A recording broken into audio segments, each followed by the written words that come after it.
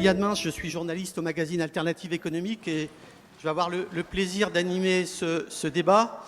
La consigne, c'est d'enlever le masque seulement quand on parle pour les intervenants, donc vous inquiétez pas, je le remettrai rapidement si certaines personnes sont inquiètes. Je vais commencer par vous présenter les intervenants dans l'ordre alphabétique. Il se trouve que l'ordre alphabétique correspond à leur présence physique pour les deux premiers, sachant que nous aurons donc 2 intervenants ici avec nous et 3 intervenants en visio. Donc, complètement à ma droite, si je puis dire, Jens Althoff, qui est directeur du bureau de Paris de la fondation Heinrich Böll, qui est l'une des principales fondations politiques allemandes.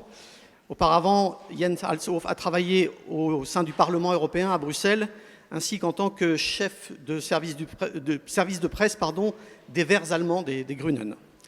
Juste à ma droite, David Jaisz, qui est essayiste et enseignant à Sciences Po, et qui a publié en 2019 aux éditions Alary un livre qui s'intitule « Slow Democracy, comment maîtriser la mondialisation et reprendre notre destin en main ». Seront en visioconférence donc Philippe Lamberts, qui est eurodéputé depuis 2009, qui est membre du parti belge Écolo, qui est coprésident du groupe des Verts ALE, Alliance Libre Européenne, au Parlement européen, et qui par ailleurs est membre de la Commission des affaires économiques et monétaires de ce même Parlement. Également avec nous en visioconférence, Victor Meseguer, qui est directeur de Social Economy Europe, qui est la voix des entreprises et des organisations de l'économie sociale en Europe. SEE regroupe des organisations européennes, des assureurs mutuels et coopératifs, des mutuelles de santé, des coopératives industrielles et de services, des entreprises sociales d'insertion, des banques éthiques alternatives, etc. La liste est assez longue. Et enfin, avec nous également, en visioconférence, Aurélie Trouvé, qui est maître de conférence en économie à AgroParisTech et qui est porte-parole d'Attac. Aurélie Trouvé a participé à 2 ouvrages qui sont sortis tout récemment. Manuel d'histoire du futur, 2020-2030, comment nous avons changé de cap, qui est publié par Attac et par les éditions de l'Atelier. Et ce qui dépend de nous, manifeste pour une relocalisation écologique et solidaire, publié également par Attac, mais au lien qui libère cette fois. Juste 2 mots d'introduction sur le titre de ce débat, donc, sur l'Union européenne à l'épreuve de la crise. C'est l'une des idées les plus couramment attachées à l'Union européenne, peut-être même l'un des clichés. L'Union européenne ne progresserait qu'à l'occasion des crises. C'est probablement assez injuste, tant une part importante de son travail est peu spectaculaire et donc peu médiatisée. Surtout, ça ne marche pas à tous les coups. La crise de l'euro n'a pas vraiment été un exemple de progrès fulgurant pour la construction européenne. En revanche, avec le coronavirus et ses effets économiques majeurs, et après un Conseil européen dont vous vous souvenez peut-être qui a été extrêmement long, presque aussi long que le sommet de Nice en 2000, l'Europe a commencé à faire en juillet dernier un pas significatif avec l'idée d'endettement commun à des fins de solidarité. Est-ce qu'il s'agit d'un bond en avant? Est-ce qu'il s'agit d'une demi-avancée? Ou juste d'un saut de puce? C'est la question du moment et la suite va se jouer au Parlement européen notamment, et je pense que Philippe Lamberts aura l'occasion de nous en parler. Mais au-delà des questions économiques, il y a bien d'autres domaines, depuis la politique sociale, évidemment, jusqu'à la politique de défense, en passant par la politique étrangère, l'immigration, l'environnement, pour ne citer que cela. Il y a donc beaucoup de domaines où une partie des citoyens attendent l'Europe, tandis que d'autres, au contraire, la redoutent. Que souhaitons-nous que le projet européen devienne? Quel rôle voulons-nous et pouvons-nous y jouer? À quel point pouvons-nous peser sur le cours de ce projet? Nous sommes donc là pour en débattre ce matin. Et comme ce débat est inversé par rapport à la logique traditionnelle qui part de la scène, si je puis dire ici, vers la salle, la parole est à vous d'abord. Les intervenants répondront, réagiront à vos questions, à vos commentaires, à vos interpellations et bien sûr à vos propositions, puisque nous sommes dans un festival des idées et les plus belles idées devraient aboutir à des propositions concrètes. Donc je vous passe la parole. Pour des raisons techniques et sanitaires, je vais me déplacer parmi vous et je serai obligé de continuer à tenir le micro pendant que vous posez votre question. Ah, il y en a un. Très bien, parfait. Qui veut poser la première question, monsieur? Question ou commentaire ou interpellation? Bonjour, je me présente, donc je m'appelle Alexandre. Il y a un constat, moi, que je fais sur l'Europe, c'est que c'est parti d'une belle idée et que cette idée, finalement, aujourd'hui, on se rend compte qu'elle a été dévoyée. L'Europe, à la base, c'est quoi ? C'est une union de toutes les nations européennes qui le souhaitent pour mettre fin à la guerre et pour aider au développement. C'est une sorte d'entraide où chaque État aide les autres et protège les autres. Et aujourd'hui, ce qu'on se rend compte, c'est que l'Europe, c'est juste l'institutionnalisation d'un gigantesque champ de bataille. Chaque État essaye de tirer la corde vers lui, et finalement, l'Union européenne, elle fait le contraire de ce qu'elle aurait dû faire. C'est-à-dire que certains vont en profiter, pendant que d'autres en déplorent les effets finalement.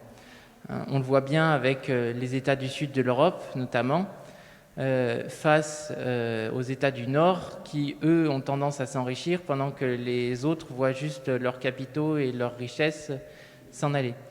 Et je trouve que c'est ça déjà le gros problème de l'Europe, c'est qu'il faut d'abord la refonder démocratiquement pour qu'elle ne soit plus fondée directement sur les États, mais véritablement sur les populations européennes. La refonder institutionnellement pour que l'Europe dispose réellement de ses propres moyens et que ce ne soit plus juste une simple union d'États qui finalement n'a d'union que le nom. Une refondation également écologique, puisqu'on sait qu'aujourd'hui c'est un grand problème et que cette écologie ne sera pas possible avec la politique néolibérale qui est actuellement menée par l'Europe. Voilà. Merci. Merci beaucoup. Il y a une main au fond, une main ici.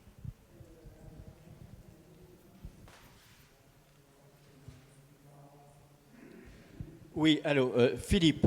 Oui, alors ma question prolonge l'intervention précédente, mais en d'autres termes.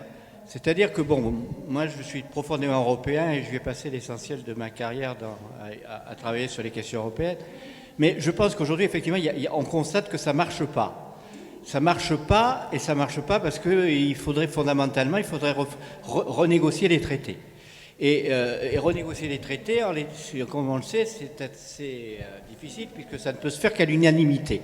Et là, c'est vraiment la question que je voulais poser, c'est-à-dire qu'on sait ce qui ne va pas. Un exemple, par exemple, la question de la compétence fiscale. Aucune décision ne peut être prise qu'à l'unanimité. Or, c'est un champ aujourd'hui qui serait essentiel de pouvoir aborder au niveau européen.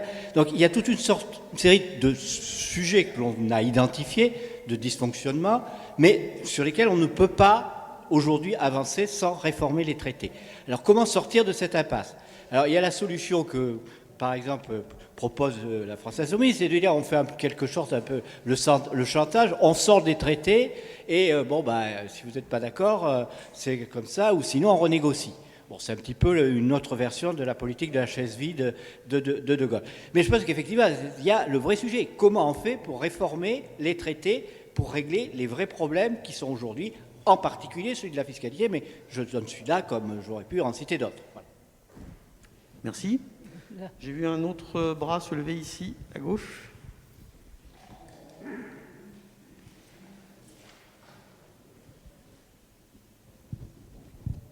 Oui, bonjour, Pierre de Grenoble. Je voudrais poser... Bon, on dit beaucoup que l'Europe ne marche pas. C'est certain que l'Europe a du mal à marcher, mais il n'y a pas que l'Europe qui a du mal à marcher. Et par contre, je pense qu'il y a des choses qui marchent en Europe, ou tout au moins qui sont nécessaires, et sur lesquelles on a besoin absolument d'Europe. Et je pense notamment à la question du lien transition énergétique et changement climatique, sur lequel l'Europe a un rôle éminent à jouer, et elle le joue. Elle le joue d'abord dans les faits, puisque statistiquement, l'Europe est à la pointe aujourd'hui et au premier rang mondial sur la transformation de la décarbonisation de l'énergie et le développement des énergies renouvelables. C'est l'Europe qui est en tête actuellement, enfin qui a les plus forts pourcentages de conversion. Et deuxièmement, sur la question de la transition économique, l'Europe a décidé, au mois de l'an dernier, de mettre en place un New Deal, un Green New Deal, dont on parle très peu, alors que je pense que c'est un des éléments structurants de la politique européenne nécessaire pour réussir à répondre aux défis des 10 années devant nous qui doivent être, qui doivent être mis à profit pour modifier, changer le cours de l'histoire.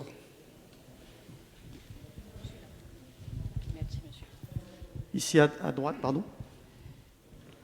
Ici, s'il vous plaît.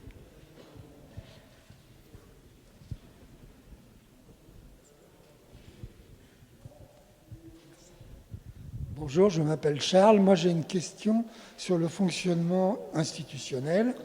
De façon trop brève, et la méthode ne me plaît pas, l'Europe offre quelques portes de démocratie directe. Entre autres, à chaque fois qu'il y a un livre vert, puis qui veut écrire peut écrire.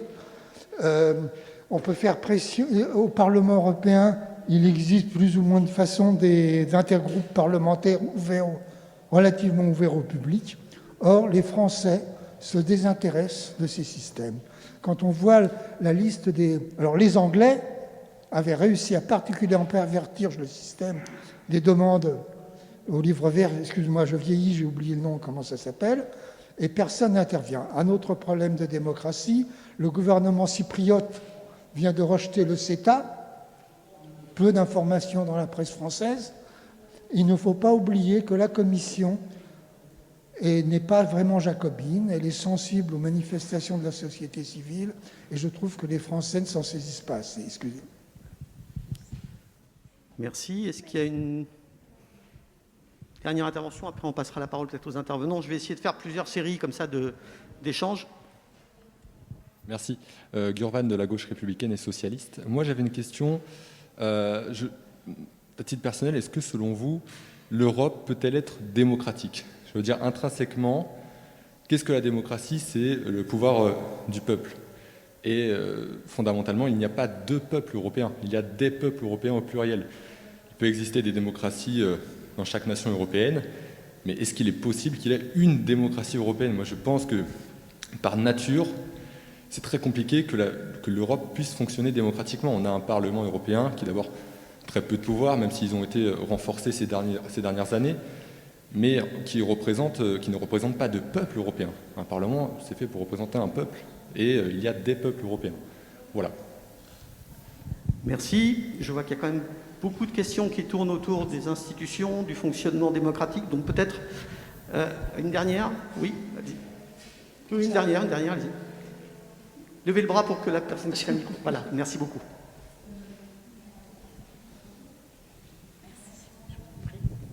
Bonjour, Emeline des Jeunes GDS.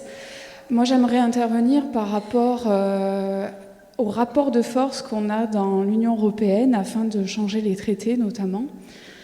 On nous dit souvent qu'aux dernières présidentielles, le débat sur l'Europe s'est cristallisé entre deux choix, soit quitter l'Europe, soit y rester et accepter.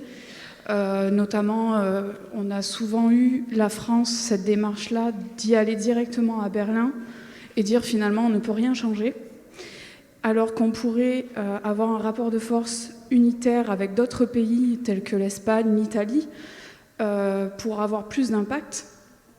Et malheureusement, ça, à l'heure actuelle, on ne l'a pas, parce que je pense que c'est une volonté aussi politique de nos gouvernements de rester dans l'Union européenne telle qu'on la connaît, et notamment néolibérale. Donc l'Union européenne telle qu'elle est construite à l'heure actuelle fonctionne très bien et va très bien aux intérêts économiques qu'il y a derrière. Donc derrière, c'est le rapport de force qu'on veut instaurer au sein de l'Union européenne afin que l'humain et le social reviennent au cœur de sa problématique. Parce qu'à l'heure actuelle, dans l'Union européenne à l'Est, en Roumanie, en Pologne, tout ce qui est syndicats ont beaucoup d'impact sur leur politique nationale, mais on n'en parle pas à l'heure actuelle en France. Il faut savoir qu'il y a eu beaucoup d'avancées, et après, la droite polonaise, par exemple, a fait beaucoup plus au niveau social que la gauche polonaise. Et après, on s'étonne que les peuples votent pour des partis de droite, voire d'extrême droite. Merci. Merci beaucoup. Donc, quand même beaucoup de questions autour des institutions, de la démocratie directe ou pas, de l'existence ou pas d'un peuple européen. Peut-être qu'on va demander si Philippe Lamberts nous entend, comme il est élu justement de ces institutions européennes, et de réagir, peut-être pas à l'ensemble des questions, mais au moins à celles qui tournent autour des institutions, de la renégociation des traités, de la démocratie directe du peuple, etc. Vous m'entendez ? Très très bien. Parfait. Merci pour toutes ces questions. Il n'y en a aucune qui est vraiment surprenante. Ce sont des choses que j'entends régulièrement. Est-ce que l'Europe est partie d'une belle idée pour finalement déboucher sur une machine qui est principalement au service des détenteurs de capitaux? Oui, on peut le voir comme ça. Simplement, je pense que c'est le reflet d'une évolution politique.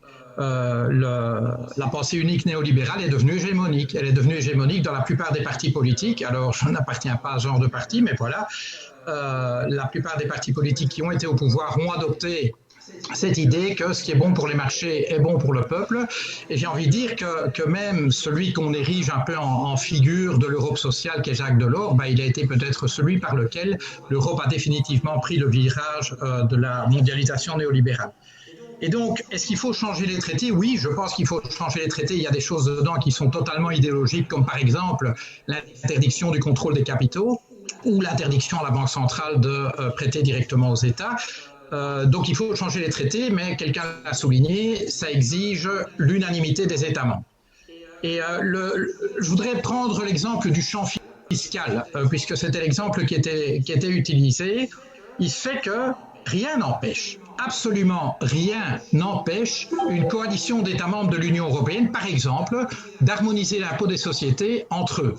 Donc si on ne parvient pas à trouver un accord à l'unanimité, rien n'empêche une coalition d'États membres de le faire. Et je dirais que si cette coalition constitue un tiers des États de l'Union européenne, on peut en plus de ça le faire en utilisant les moyens de toute l'Union européenne, les moyens institutionnels, c'est-à-dire ceux des 27. C'est ce qui s'appelle les coopérations renforcées. Je constate que le seul domaine dans lequel on a tenté la chose, je pense en réalité que politiquement, il n'y a jamais eu de volonté de tenter la chose, c'est-à-dire sur la taxe sur les transactions financières. Après la crise financière, plus d'un tiers des États membres, juste un tiers des États membres, a déclaré vouloir la taxe sur les transactions financières. Je pense que la plupart d'entre eux voulaient juste donner l'impression qu'ils en avaient envie.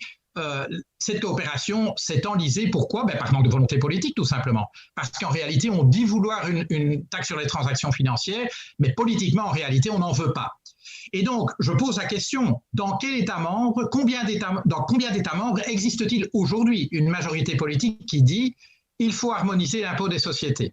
C'est ça la vraie question.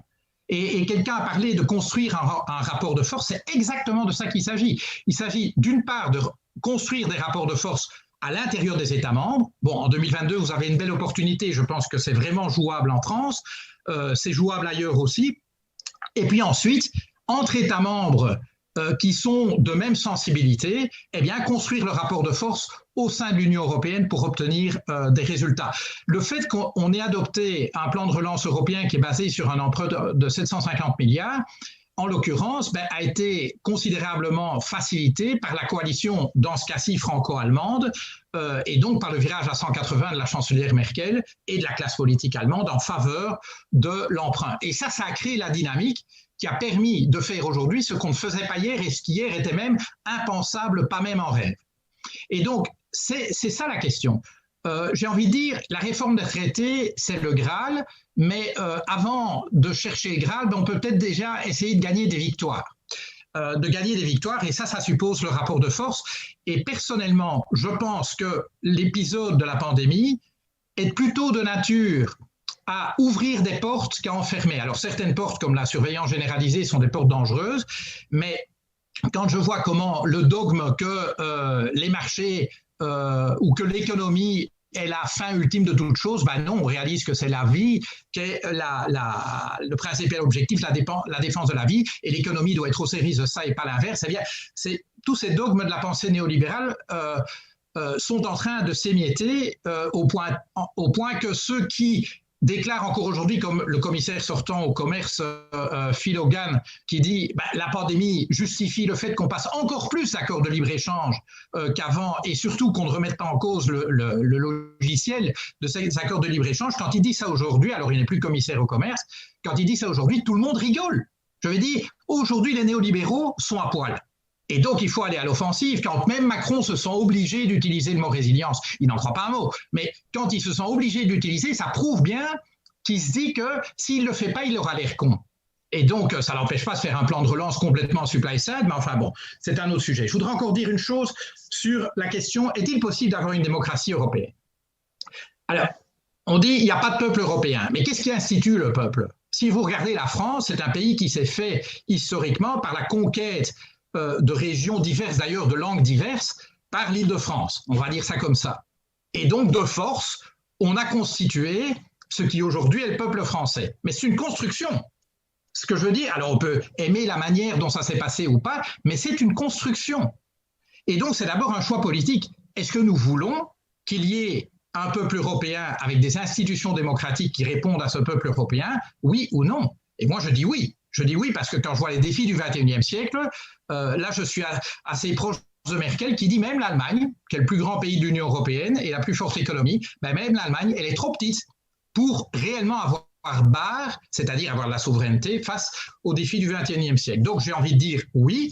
Alors, est-ce que c'est possible d'avoir une démocratie quand on ne partage pas la même langue? Ah, c'est là que ça devient compliqué. On ne partage pas la même langue, on ne partage pas la même histoire, on ne partage pas les mêmes coutumes. Mais regardez la Belgique. Alors vous allez dire la Belgique, ça ne fonctionne pas très très bien. En effet, parce qu'il y a le manque de volonté politique. Alors on va voir, on démarre probablement aujourd'hui des négociations entre 8 partis, tenez-vous bien, 8 partis pour constituer une majorité. Mais nous avons en Belgique 2 communautés, en fait 3 communautés culturelles très différentes. Nous avons des dynamiques électorales qui sont très différentes entre le nord du pays et le sud du pays. La gauche est majoritaire dans le sud du pays. L'extrême droite est presque majoritaire dans le nord du pays. Donc, ce n'est pas exactement la même chose. La question, c'est est-ce qu'on est capable, est-ce qu'on a la volonté de réaliser des institutions communes qui prennent des décisions dans le sens de l'intérêt général. Alors, quand on dit le Parlement européen ne représente pas le peuple européen, je vous pose la question, l'Assemblée nationale en France, ce sont des députés qui sont élus chacun et chacune dans une petite circonscription. Ils représentent leur circonscription, qui représente la France, sinon le président, seul à être élu au suffrage universel direct de tous les Français.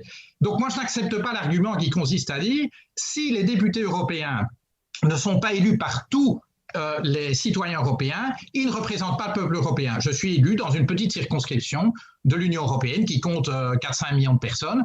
Voilà, donc moi, on pourrait dire, je représente uniquement ces gens-là. Ma conception est différente. C'est que je suis élu par ces gens-là avec pour mission de défendre l'intérêt général européen. Tout comme je pense, un élu de Saône-et-Loire est élu à l'Assemblée nationale, non pas pour défendre les intérêts de la Saône-et-Loire, mais bien pour être envoyé par des citoyens de Saône-et-Loire pour défendre l'intérêt général des Français et de la France. Et donc moi je pense j'espère en tout cas qu'une démocratie transnationale est possible. J'ai toujours été fédéraliste européen et je termine par là. Je le dis de manière un peu provocante parce que en France, on interprète le mot fédéraliste européen comme centraliste européen. Autrement dit, nous voulons projeter au niveau européen le modèle français de tout le pouvoir à la capitale. Ça n'est pas ma conception. Le fédéralisme européen, c'est simplement ajouter un degré ou un niveau dans une démocratie à plusieurs niveaux, une démocratie qui comprend le niveau local, le niveau des collectivités territoriales, le niveau des régions, le niveau national. Eh bien, nous pensons que dans certains domaines, et la pandémie a montré que des domaines comme par exemple la gestion des urgences sanitaires, il vaut mieux agir ensemble au niveau d'un continent en fait, parce que c'est de ça qu'il s'agit. Et donc moi je fais le pari que cette démocratie transnationale très imparfaite qu'est l'Union européenne, dont on ne peut pas dire qu'elle n'est pas démocratique, parce que je rappelle quand même que les gouvernements des États membres ont été élus démocratiquement et sont comptables de leurs actes devant leurs parlements respectifs, mais elle est imparfaite cette démocratie, elle est imparfaite et sa construction est bancale. Et en effet, lorsqu'on a transféré certains éléments de souveraineté, en fait, ils se sont perdus en chemin. Parce que les États s'en sont départis sans pour autant que le niveau fédéral européen ne les reçoive. Et donc là, on a un problème d'angle mort démocratique en Europe auquel on doit remédier. Et ça, en effet, c'est pour ça qu'il faut une réforme des traités. Je terminerai par là.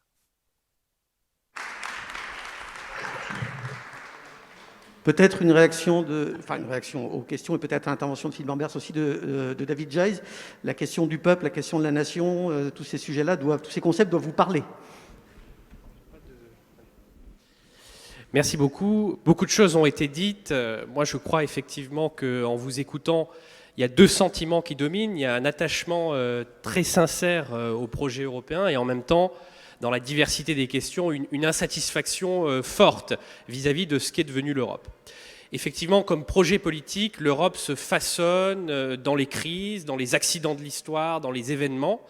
Et on peut au fond raconter la courte histoire de l'Europe à l'échelle de l'histoire de l'humanité comme scandée par deux cycles. Au fond, un premier cycle qui va de 1945 à peu près, de l'après-guerre à la fin des années 1970, qui est au fond la reconstruction d'une Europe dévastée par la guerre et le nationalisme, plutôt sous parapluie américain, puisque c'est une Europe de l'Ouest qui se reconstruit sous parapluie américain dans un monde divisé entre deux blocs, en quelque sorte, le bloc soviétique et le bloc de l'Ouest. Et puis, à la fin des années 70, à mesure que le communisme s'effrite, une Europe plutôt, comme l'a dit Philippe Lamberts, néolibérale, qui va embrasser ce projet néolibéral de libre circulation des capitaux, de glorification de la concurrence, de libre-échange, qui va se corseter aussi dans du droit. Et vous rappeliez tout à l'heure effectivement le rôle qu'a joué l'acte unique avec la libre circulation des capitaux, sans contrepartie fiscale par exemple, qui a tout de même introduit de très importants déséquilibres économiques dont nous faisons aujourd'hui encore les frais. Et c'est là, au fond, que la machine a vraiment commencé à se gripper, parce que l'Europe, au lieu d'être cette puissance politique qui aurait dû servir de bouclier dans une mondialisation dont les dérèglements étaient prévisibles, à commencer par la montée des inégalités à l'intérieur des sociétés occidentales, à commencer par la montée des fractures sociales, par la désindustrialisation, eh bien cette Europe-là, elle a été un amplificateur de mondialisation. La chance que nous avons, et en même temps c'est un défi, c'est que nous sommes à l'aube d'un nouveau cycle. On voit bien que l'hégémonie néolibérale, comme l'a très bien dit Philippe Lamberts, est en train de s'effondrer, qu'un nouveau monde est en train d'apparaître, sans qu'on sache très bien quelle forme il va prendre. Nous sommes dans cette zone d'entre-deux, dont parlait Gramsci, ce clair-obscur, dans lequel surgissent aussi les monstres. Et il est de notre ressort, à nous, progressistes, gens de gauche, écologistes, socialistes, etc., d'essayer de le façonner pour le meilleur. La chance et en même temps le défi qui est le nôtre, c'est qu'à mon sens, nous sommes dans une phase de crise profonde de la mondialisation néolibérale, avec l'affirmation de projets impérialistes de part et d'autre, américains d'un côté et chinois de l'autre.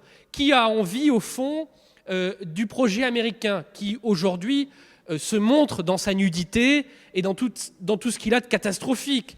Une explosion des inégalités, une démocratie qui est en crise profonde, une société polarisée, une désindustrialisation avancée. Au fond, les États-Unis se disent la première puissance économique mondiale parce qu'en termes de PIB, ils sont devant les autres, mais tous les autres indicateurs sont au rouge. Donc nous ne pouvons pas avoir envie d'un tel modèle. Et il s'est produit un événement historique en 2020 dont on n'a pas suffisamment mesuré l'ampleur par rapport à ce qu'est l'histoire de l'Europe, c'est que le président Donald Trump a décidé, sans consultation préalable et de manière unilatérale, d'interdire la venue des ressortissants européens aux États-Unis pendant la pandémie. Cette décision qui a l'air anodine, qui peut paraître dictée par l'urgence sanitaire, en réalité, ce qu'elle montre, c'est qu'il y a une crise de confiance et une rupture du lien entre l'Europe et les États-Unis. Eh bien, moi, ce que je dis, c'est que ça peut être notre chance. Et face à l'Europe, nous avons aussi un total capitalisme chinois, qui n'est guère plus sympathique, puisqu'il est désastreux pour l'environnement, il est générateur de très grandes inégalités, contrairement à ce qu'on croit. Comme le dit souvent Thomas Piketty, si vous êtes milliardaire en Asie du Sud, il vaut mieux vous installer en Chine, parce que vous pouvez être sûr que vos enfants ne paieront pas de droits de succession. Et en même temps, c'est un régime totalitaire. Il faut avoir le courage de le dire, avec, par exemple, des déportations de masse d'Ouïghours.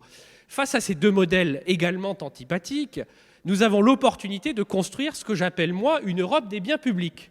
C'est-à-dire une Europe qui n'est plus un corset d'institutions et de règles néolibérales, concurrence, libre-échange, libre circulation des capitaux, mais une Europe qui produit des biens publics, tout ce qui est nécessaire à la transition écologique, la recherche d'un vaccin, par exemple. Regardez aujourd'hui à quel point tous les pays sont partis en ordre dispersé pour la recherche vaccinale contre le coronavirus. Nous avions l'opportunité de mutualiser nos ressources. L'université et la recherche, de ce point de vue, ce qui s'est passé avec le plan de relance cet été est inquiétant parce qu'il y a un recul sur les budgets communautaires qui était vraiment le point fort de l'Europe, notamment la recherche. Donc nous avons cette opportunité. Et le problème, c'est que nous avons aussi d'immenses défis, et j'en terminerai par là. Nous avions, jusqu'en 1989, un rideau de fer qui coupait l'Europe en deux, entre l'Europe de l'Ouest d'un côté, acquise à la démocratie libérale, et une Europe de l'Est qui était satellisée par l'Union soviétique. Nous pensions avoir, dans la joie, dans l'hymne à la joie, réunifié ces deux parties de l'Europe autour du néolibéralisme. Foin de tout ça. Ce que les crises qui se sont succédées depuis 20 ans ont montré, c'est qu'au lieu d'avoir un rideau de fer, nous avons deux rideaux de fer symboliques. D'une part, entre l'Europe du Nord et l'Europe du Sud, une Europe du Nord économe, qui se vit comme productive, travailleuse, épargnante, et qui se représente l'Europe du Sud comme impécunieuse, paresseuse, etc. Donc des représentations absolument condamnables. Et d'autre part, un rideau de fer symbolique entre une Europe de l'Est qui est tentée par l'illibéralisme. Regardez ce qui se passe en Hongrie, ce qui se passe en Pologne, ce qui se passe aux portes de l'Europe en Biélorussie. Et donc, nous avons à la fois cet enjeu de construire une Europe de la puissance publique pour réaliser la transition écologique, pour réaliser les solidarités, et en même temps, nous avons ce défi de la cohésion interne de l'Europe. Et donc, plutôt que de se poser sans arrêt la question des traités, dans laquelle, me semble-t-il, la gauche s'est enlisée depuis 20 ans, je pense qu'il faut que nous soyons plus pragmatiques et que nous commencions par faire des alliances. Rien ne nous empêche aujourd'hui de travailler avec des petits groupes de pays qui partagent les mêmes valeurs, qui partagent le même projet politique substantiel pour nouer des alliances et conduire des politiques publiques qui ne soient ni les politiques publiques ni néolibérales, ni une hypothétique refondation des traités qu'on souhaite, évidemment, mais qu'on n'a pas vu advenir depuis 20 ans et que le rapport de force ne nous permet pas encore, pour le moment, d'espérer. Voilà la note sur laquelle je voulais terminer. Merci beaucoup. Je vais demander à Aurélie Trouvé, si elle est bien avec nous à distance, peut-être de réagir à la fois aux questions et à certains des points qui ont été évoqués par Philippe Lamberts et par David Jayes. Bonjour à toutes et tous, vous m'entendez bien ? Voilà, super. D'abord, toutes mes excuses de ne pas être parmi vous, j'aurais dû l'être, sauf que j'ai un conseil d'administration dans l'association un peu extraordinaire du fait du Covid, quoi. Voilà. Je voudrais d'abord réagir moi sur la conception de l'Europe. En fait, il y a tout un débat sur l'Europe est-elle néolibérale par essence ou pas. Moi, je souscris tout à fait l'idée de Philippe Lamberts et puis qui a été dit aussi dans le débat, c'est que cette Europe, pour moi, elle n'est pas néolibérale par essence. Elle l'est devenue parce qu'aussi il y a eu progressivement une hégémonie du néolibéralisme économique et aussi dans les politiques nationales, quoi. Donc, il n'y a pas d'Europe néolibérale par essence, mais en même temps, elle est devenue. Elle est devenue, et peut-être parfois, elle est devenue plus royaliste que le roi, si je peux dire. Voilà, moi je l'observe, ça fait moi aussi 20 ans que je bosse sur l'Europe à travers la question de la politique agricole commune. Bon. Et oui, elle est devenue parfois bien plus que la plupart des autres grands pays, en tout cas, si je prends l'exemple des politiques agricoles, et on pourrait prendre bien d'autres exemples, elle a poussé ce néolibéralisme économique à un point quand même assez éloigné et parfois beaucoup plus loin que ne l'ont réalisé d'autres grands pays agricoles, d'autres grandes puissances économiques de manière générale. Voilà, ça c'est la première chose. Et je voudrais réagir moi sur la question du plan de relance parce que je pense qu'il n'y a pas d'inflexion de ce point de vue-là. Il y a une vraie inflexion qui est sur l'inter-étatisme. En fait, il y a une avancée du point de vue de la solidarité européenne parce qu'il y a une mutualisation des dettes et des subventions quand même relativement importantes qui viennent d'être décidées en réponse à la crise. Mais en même temps, il y a quand même une trajectoire néolibérale qui n'est pour l'instant absolument pas remise en cause. Et j'attire l'attention là-dessus parce que d'abord du point de vue budgétaire, ça reste 750 milliards d'euros, mais sur 3 ans et au vu de ce qui se profile, c'est-à-dire un décrochage de 10 à 20% du PIB dans la plupart des des pays européens, ça reste quand même insuffisant, ça c'est la première chose. Deuxièmement, les conditions qui sont associées à ces subventions, en gros, il y a d'un côté le Green New Deal, le vert, mais dont les contraintes se révèlent potentiellement très faibles, en tout cas faibles, et de l'autre, par contre, il y a le risque, et c'est dit, de plans d'ajustement structurel, en tout cas de conditions mises en matière notamment d'austérité budgétaire qui pourraient au contraire poursuivre le carcan d'austérité budgétaire dans les années à venir. Et ça ne sera pas maintenant. Souvenez-vous de la crise de 2008, c'est arrivé à partir véritablement de 2010, donc la pression sur la dette publique, etc. Voilà. Donc ça veut dire aussi qu'il va falloir être extrêmement vigilant et que l'Europe peut tout à fait, au contraire, approfondir sa logique néolibérale. De la même façon que les emprunts, c'est-à-dire que finalement, ce budget, il a été emprunté non pas auprès de la Banque centrale européenne, mais sur les marchés financiers, ce qui est aussi une façon de continuer une forte dépendance aux marchés financiers. Et je vais y revenir, mais il n'y a pas de remise en cause aujourd'hui de ce qui est un véritable problème, qui est le fonctionnement de la zone euro et cette politique de la Banque centrale européenne qui est toujours qui est dans une forme d'orthodoxie monétaire, je pourrais y revenir, mais de plusieurs points de vue. Et puis par ailleurs, donc pas de remise en cause des logiques profondes. Par exemple, on est en pleine négociation, excusez-moi, des accords. Vous parliez de Philogan, oui, l'accord de libre-échange avec le Mercosur, même si l'Allemagne râle un petit peu, etc. Je veux dire, c'est quand même en profonde négociation et c'est quand même prêt d'être, Philippe Lamberts et d'autres qui sont aujourd'hui dans les institutions pourraient sans doute réagir là-dessus, mais enfin c'est quand même, ça s'est accéléré ces derniers mois plutôt que de ralentir, quoi. Voilà, on se souvient quand même des grandes envolées d'Emmanuel Macron il y a un an sur il fallait tout de suite arrêter cet accord de libre-échange. Bon, en fait, il est sur la table et il est prêt d'être finalisé, quoi.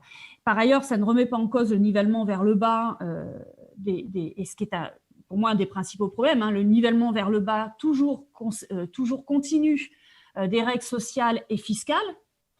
Sur l'environnement, on y reviendra peut-être. J'ai plus de, je suis plus modérée là-dessus, mais sur les questions sociales et fiscales, c'est très clair qu'on est en régression progressive au sein de l'Europe et qu'on n'a pas d'harmonisation loin de là vers le haut. Voilà, donc je dirais que de ce point de vue-là, on ne sort pas de ce carcan néolibéral. Et par ailleurs, on parle de démocratie. Le vrai problème aujourd'hui, il est que la légitimité de l'Union européenne auprès des populations s'effrite de plus en plus. Et il y a toute une séquence à partir des années 2000, notamment avec, évidemment, il y a eu le traité constitutionnel européen rejeté, donc a été repassé d'une autre façon. Il y a eu, les plans d'austérité budgétaire et ce qui s'est passé en Grèce, l'approfondissement des divergences du fait de la zone euro et de son fonctionnement entre effectivement des pays du Nord qu'on dit frugaux, mais qui en fait n'ont ces excédents commerciaux que parce qu'ils ont des pays du Sud qui gardent quand même des politiques de consommation, en tout cas qui peuvent aussi absorber une partie de ces excédents commerciaux. Voilà, et donc des divergences quand même qui s'approfondissent. De la même façon que l'Europe, je veux dire, avant le Covid, c'est pas comme si l'Europe, sur le plan économique, allait très bien, quoi. On avait les conséquences des plans d'austérité avec une déflation qui a amené à une récession, puis une stagnation, mais avec une situation extrêmement précaire sur le plan économique, et avec une zone euro qui était une des plus déprimées de tous les pays riches, quoi. Donc, on était, avant le Covid, déjà dans une situation économique extrêmement préoccupante, avec une Europe qui n'apparaît pas, et c'est le véritable problème, comme une source d'espoir social, environnemental pour les populations, ce qui par ailleurs nourrit l'extrême droite. Moi, je crois en la construction un jour d'un peuple européen. Ce que tu dis, Philippe, effectivement, sur la France, c'est pas une question de langue par ailleurs, parce qu'à ce moment-là, on pourrait se dire que les Basques ou les Bretons, je veux dire, font pas partie du peuple français, parce qu'ils ont leur langue, ils espèrent être une nation, etc. Et par ailleurs, le comportement de la France vis-à-vis de ces peuples-là, je pense au peuple basque, n'est pas très exemplaire non plus, quoi. Donc, c'est pas, je ne suis pas. Au contraire, je pense qu'on peut construire un peuple européen, mais il doit se construire avec l'idée que l'Europe est un progrès social et environnemental. Or, aujourd'hui, ce n'est pas le cas. Donc, j'arrive juste à ma conclusion là-dessus. Je pense qu'il ne faut ni tomber dans l'anti-Europe. Moi, le Frexit, c'est un vrai problème du point de vue des solidarités européennes, de la réponse à la crise écologique, d'être capable de se combattre les multinationales. Donc, oui, il faut espérer une Europe politique, mais en même temps, ça ne peut pas rester un carcan pour un gouvernement qui pour l'instant n'existe pas, qui arriverait au pouvoir et qui voudrait un vrai progrès écologique et social. Et je finis là-dessus. Je pense que par ailleurs, la question de refonder l'Europe, elle peut passer, s'il y a un gouvernement de ce type-là qui arriverait au pouvoir, elle devrait passer, de mon point de vue, obligatoirement de façon pragmatique par une désobéissance à certaines règles. De mon point de vue, il ne s'agit pas de sauter sur sa chaise en disant abattons tous les traités, toute l'Europe néolibérale, etc. Mais de façon pragmatique, en même temps, de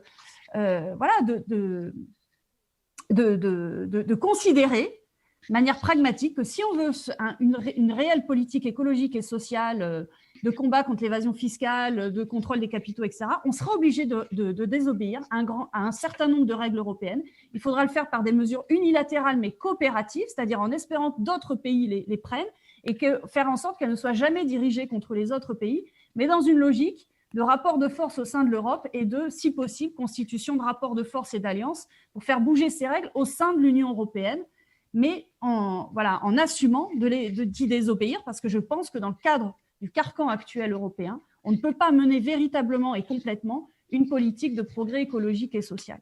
Voilà. Beaucoup. On va revenir aux intervenants présents, si je puis dire. Je vais passer la parole à Jens Althoff pour qu'il réagisse sur certains des points, peut-être pas sur tous, parce qu'il y en a quand même beaucoup qui ont été abordés, mais ceux qui lui semblent les plus saillants.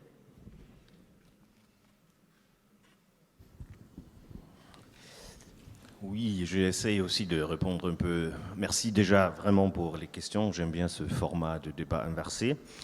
Vraiment. Oui, Yann l'a dit, moi je dirige ici le bureau français d'une grande fondation politique allemande, la Fondation Heinrich Böll, qui est proche des Verts allemands. Nous, je l'ai dit parce que nous, on a 32 bureaux dans le monde entier. Et en ce moment de la crise mondiale de la pandémie, je suis beaucoup en échange avec mes collègues dans le monde entier. Et je suis d'accord avec beaucoup des choses qui ont été dites là jusqu'à maintenant. Je peux seulement vous dire un moment, si vous êtes en échange avec les régions dans le monde entier, il y a beaucoup de monde dans le monde entier qui aimerait vivre en Europe en ce moment-là. Vraiment vivre en Europe en ce moment-là de la pandémie. Ça, je peux vous assurer et vous dire. Il faut quand même voir comment est la situation, par exemple, de la Chine. C'était déjà un peu dit, mais la Chine, bon, d'abord, ils ont poursuivi les gens qui voulaient alerter Covid. Et peut-être si la Chine aurait été une démocratie, on n'aurait pas cette crise mondiale de la pandémie. Ça, il faut vraiment le dire. Puis, aujourd'hui, c'est assez clair qu'ils vont mentir sur les chiffres. Et ce qu'ils utilisent, ce n'est pas seulement la Chine, mais la Chine à l'extrême. Beaucoup de systèmes autoritaires utilisent cette pandémie maintenant pour mettre en place une digitalisation, une révolution numérique peut contrôler tout le monde. C'est ça ce qui se passe en Chine. C'est ça le modèle chinois, qui est aussi une sorte d'exemplaire pour beaucoup. Ça, c'est une côté. D'autre côté, on a les États-Unis avec un système vraiment néolibéral, où, bien sûr, vous voyez bien combien de gens sont en train de mourir parce qu'il n'y a pas de système de santé, parce qu'il n'y a pas d'assurance, parce qu'il n'y a pas tout ça. Donc là, vous avez les deux modèles. Et entre les deux, vous avez l'Europe. Ça, juste pour quand même un moment penser que il y a beaucoup de choses à réformer, à faire, et beaucoup de choses qui ne vont pas, mais comparé dans le monde entier, je suis, pardon de le dire, mais on est dans le meilleur de la place qu'on peut être en ce moment, vraiment. Ça, d'abord, je voulais dire. Puis, je suis absolument d'accord avec beaucoup de choses qui ont été dites de façon, qu'est-ce qu'il faut faire? Parce que l'Europe, l'idée de l'Europe, c'était dès le départ, c'était la paix, c'est clair, c'était la coopération, mais c'était justement aussi que les États en Europe font ensemble face aux crises. Et moi, j'ai longtemps vécu à Berlin, et je connaissais quand même, quand j'étais jeune, je connaissais encore la mur à Berlin. J'étais à Berlin de l'Est, je connaissais la division et tout ça. Et ce n'était pas seulement le communisme, il faut aussi voir, l'Europe était aussi entourée par des dictatures, en Espagne, en Portugal, en Grèce. Donc il y avait ces petits noyaux démocratiques qui a fait faire face à tout ça. Et l'idée, dès le début, c'était comment faire face ensemble à cette crise. Je dis ça parce que c'est un moment clé, je trouve. Et ce moment clé, et je le dis parce que j'ai écouté sur la question des changements des traités, et je suis très d'accord. Changement de traité, tout ça à long terme. Mais là, on a un moment clé, en ce moment. Est-ce que l'Europe va sortir renforcée de cette crise profonde ou affaiblie? Et je peux vous dire quand même, quelqu'un qui travaille depuis assez longtemps dans les relations franco-allemandes, de voir que la première réaction de l'Allemagne dans cette crise, c'était de fermer les frontières.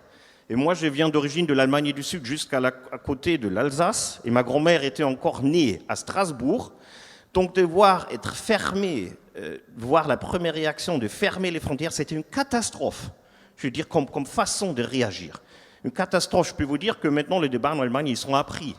Et il y avait d'autres gestes après. Justement, il y a un gouvernement qui est dirigé par les Verts à Baden-Württemberg qui était le premier à prendre des malades français dans des hôpitaux, justement. C'était les Länder, les régions qui avançaient sur ça. Hein. Ce n'était pas le gouvernement au niveau fédéral. C'était eux qui ont dit on peut le faire. On va directement voir avec la... Ça, c'était des signes importants qui étaient plus tard. Mais j'ai dit tout ça parce que c'est vraiment le moment où l'Europe peut réagir et l'Europe doit réagir. Et c'est possible aussi sans maintenant changer les traités. On peut le faire très concrètement. On peut par exemple, et là juste pour vous donner un exemple, maintenant ils sont aussi au prix à Stuttgart, la capitale de Baden-Württemberg, que ce n'était pas une solution de fermer les frontières. Ils sont par exemple avec la région Grand Est et tous ils sont en train de voir comment est-ce qu'on peut faire une sorte de pacte de céder dans une situation comme ça, avec les hôpitaux, avec toutes les structures, vraiment très concrètement. Vous pouvez faire beaucoup de choses. Puis il y avait ce plan de relance. Ce n'est pas assez ce plan de relance, il y a beaucoup de problèmes, et je peux vous dire, ce qui a changé cette pandémie dans quelques mois, dans le discours en Allemagne, c'est incroyable. Tous les tabous, et moi je me suis battu à Berlin en Allemagne beaucoup contre ces tabous. Les tabous, pas faire des dettes au niveau européen, pas faire des dettes en Allemagne, tous ces tabous-là, la politique d'austérité, et c'était dit, c'est très bien, pardon de le dire, mais la hégémonie du néolibéralisme, ce n'est pas tombé du ciel. C'est malheureusement le choix des électeurs, c'est une conséquence de la démocratie. Et l'hégémonie était en Allemagne beaucoup, beaucoup plus grande qu'en France. Et partout, hein, dans les universités, comme moi j'ai fait l'université en Allemagne, tous les professeurs de l'économie étaient sur le néolibéralisme, mais complètement. Tout le monde était formé comme ça. Et moi, je suis allé à Paris pour faire une année à Sciences Po, et pour la première fois, j'ai vu des professeurs de l'économie qui ne m'ont pas parlé de néolibéralisme. J'étais étonné, je dis, ah oui, il y a aussi d'autres choses, c'est bien de savoir. Juste pour vous donner l'idée, c'est pas tombé du ciel. Donc là, il y a, pardon de le dire, parce que la pandémie, c'est une catastrophe. C'est beaucoup plus dur d'ailleurs en France et en Italie qu'en Allemagne. Entre parenthèses, c'est assez extraordinaire ce qui se passe en ce moment. Hein. Ça, c'est contre tous les clichés. En Italie, j'étais en Italie, là, pendant les vacances, en Italie et en France, les gens, ils sont super disciplinés. En Allemagne, où il y a beaucoup moins de règles et de problèmes, les gens vont dans les rues pour manifester contre porter des masques. Donc là, les Italiens sont les super disciplinés et les Allemands, ils ne veulent pas suivre les règles. C'est assez intéressant ce qui se passe en ce moment au niveau de clichés, tout ça qu'on a normalement, mais c'est juste entre parenthèses. Donc là, il y a vraiment une très grande crise, mais ça peut être aussi une opportunité pour renforcer l'Europe, pour travailler plus ensemble. Et maintenant, vraiment, c'était la question aussi, pour prendre cette opportunité, tout cet argent, toute cette possibilité aussi d'avoir maintenant ces plans de relance pour justement transformer l'Europe vers une future plus écologique, vers une Europe sans carbone et plus sociale. Et ça, vous pouvez le faire, et plus démocratique d'ailleurs. Dans cette transition écologique et sociale, vous avez beaucoup de possibilités aussi pour renforcer la démocratie et la participation. Si vous regardez la transition écologique en Allemagne, c'est orienté tout d'abord vers une énergie citoyenne. Plus que 40% des énergies renouvelables sont dans les mains des citoyens en Allemagne aujourd'hui. C'est-à-dire qu'il y a 4 grandes entreprises comme EDF en France qui ont dominé le marché, qui ont fait le profit, qui ont tout dominé. Aujourd'hui, ce marché est dans les mains des citoyens en grande partie. Justement pour vous dire, là, il y a un immense potentiel, mais si vous voyez, les majorités ne sont pas comme ça dans le Parlement européen. C'est aussi la démocratie, je suis désolé. Mais les majorités, c'est conservateur avec les libérales, où il y a beaucoup de néolibéralisme dedans, le FDP allemand, qui est dans le groupe Renew avec En Marche, c'est le néolibéralisme pur, et aujourd'hui même presque orienté un peu vers l'extrême droite, d'ailleurs, en Allemagne. Ils sont dans ce groupe-là. Donc il y a les sociodémocrates qui ont été aussi partout en Europe, assez fortement quand même influencés par le néolibéralisme. Donc là, il faut d'abord maintenant les élections. Il y a des grandes chances. Il y a les élections dans l'année prochaine à Berlin. Il faut aussi changer la politique dans les capitales. Il y a les élections à Berlin. Il y a les élections l'année après à Paris. Donc déjà là, avoir d'autres majorités au niveau des capitales, ça va changer énormément des choses. Voir qu'il n'y a pas l'extrême droite qui va être au pouvoir de nouveau en Italie, à Rome, c'est ça très concrètement. C'est pas rêver, je suis désolé de le dire, et je veux pas, moi aussi je rêve de changer de traité, tout ça, mais là il faut faire des choses concrètement, et surtout, c'est une chose que nous, comme fondation, on essaye de faire, la société civile. c'était mentionné les syndicats. Il y a d'autres, les ONG, les sociétés civiles, aussi les partis politiques, ils doivent travailler et coopérer beaucoup plus ensemble en Europe. Ils doivent mettre l'appui, vraiment la pression. Aussi les jeunes, un mouvement comme Fridays for Future, qui était partout en Europe, beaucoup plus fort en Allemagne, mais ça a tellement vraiment influencé la politique en Allemagne. Vous n'avez aucune idée à quel point, beaucoup plus que dans d'autres pays. Mais je veux dire là, la société civile doit se mobiliser et travailler ensemble en Europe. C'est ça qu'il faut en ce moment. Il faut prendre cette vraiment fenêtre d'opportunité, windows of opportunities, en ce moment, pendant la crise, pour se mobiliser et vraiment essayer de vraiment maintenant renforcer l'Europe et aller vraiment très clairement vers une perspective plus démocratique et plus écologique et plus sociale. Oui, merci. Merci beaucoup. Pour finir ce premier tour d'échange, je vais donner la parole à Victor Messeguer, s'il est bien avec nous. Victor ? Très bien. Parfait. Très bien. Bien. Merci de l'invitation et c'est fantastique de pouvoir partager ce débat avec vous tous. Je suis très d'accord avec ce que Jens vient de dire. Je suis aussi pas français, comme Diane dans sa présentation a laissé entrevoir avec une très bonne prononciation de mon nom. Je suis espagnol. Donc ça va aussi, je l'imagine, expliquer un peu d'où je viens et d'où vient mon discours et une partie de mes idées. Je suis complètement d'accord avec Jens que parfois, l'un des plus grands problèmes de l'Europe, c'est la paresse que nous avons par rapport à l'Europe. Il faut s'investir dans l'Europe. Avant la réforme des traités, avant d'arriver à ce point-là, et stratégiquement, politiquement, nous devons nous investir, nous devons préparer le terrain, parce que sinon, les résultats peuvent être pas les attendus et plutôt au contraire. Et ça, nous devons le faire tous. Nous ne devons pas laisser le monopole de l'Europe aux institutions européennes et pas le monopole de l'Europe aux fonctionnaires ou à la Commission européenne. Et c'est notre responsabilité collective. Et je pense que nous avons une opportunité concrète avec la conférence sur le futur de l'Europe, qui est effectivement un artefact qui a été créé par la Commission européenne et par les États membres avec un grand soutien du gouvernement français, mais nous ne devons pas le laisser et qui est un artefact qui a pour objectif, parce qu'ils ont quand même appris certaines leçons de se rapprocher des citoyens européens pour parler du futur de l'Europe, d'aller dans les capitales, d'aller dans les villes, pour parler directement aux citoyens sur le futur de l'Europe.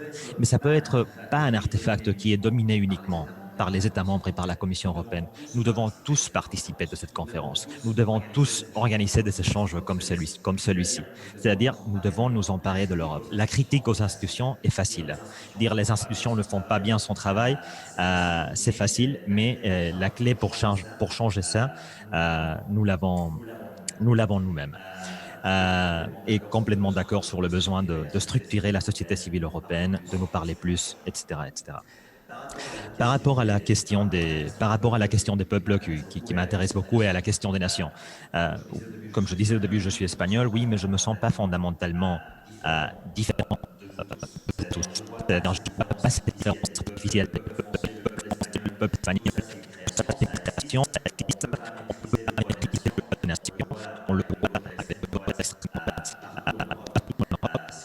c'est évident que la nation est un espace de tranquillité, voilà, parce que c'est un peu là, c'est un peu de la confiance. Donc là, c'est aussi il faut construire une nation que et doit être une nation positive de nation et uniquement de nation du projet européen. Donc, c'est pas un truc duquel les progressistes doivent tout oublier. Mais je vois cette différence entre peuples, je sens très proche de l'Allemagne en Pologne, etc.